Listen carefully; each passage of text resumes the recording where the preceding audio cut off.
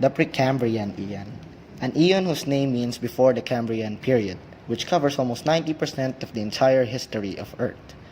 Also is known as the Cryptozoic or Obscure Life Eon.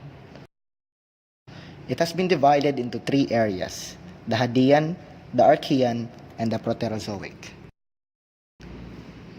The Hadean era begins about 4.6 billion years ago with the formation of Earth from dust and gas orbiting the Sun. During this area, the surface of Earth is like popular visions of Hades, oceans of liquid rock, boiling sulfur, and impact craters everywhere. Volcanoes blast off all over the place, and the rain of rocks and asteroids from space never ends. The Archean era began about a billion years after the formation of Earth, and mostly everything has cooled down. Most water vapor in the air has cooled and condensed to form a global ocean. The air is now mostly nitrogen, and the sky is filled with normal clouds and rain. The volcanoes form lots of small islands, and the continents have not formed yet.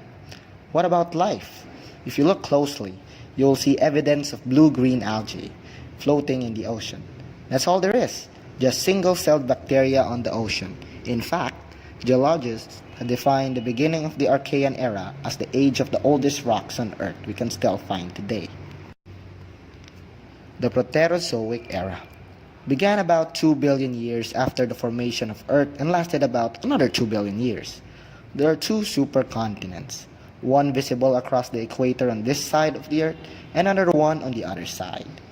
Earth's interior has cooled some more, and movements of Earth's surface we call plate tectonics are still very fast and continental collisions are frequent.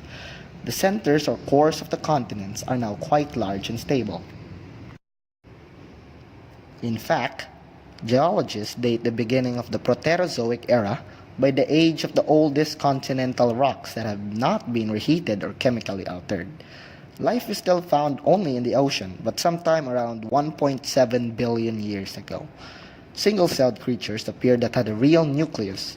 Another important change is about to happen. True multi-celled life is about to appear, some 30 million years before the end of the Proterozoic.